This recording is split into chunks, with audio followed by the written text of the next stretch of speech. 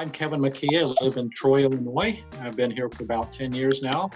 One of the things that interests me most is the potential to reduce our impact on the environment. So we've wanted to install solar energy for years on our homes 10 years ago because the incentives were right and the prices were right. And since then, the prices have even gotten better. So between environmental impact reductions and the prices, it's a great deal, I think. Well, aside from the environmental benefits, hopefully reducing our reliance on coal power coming from the power grid, we save about $600 a year in electric bill. Most lay people coming into it wouldn't know how best to make a decision or what is a good price.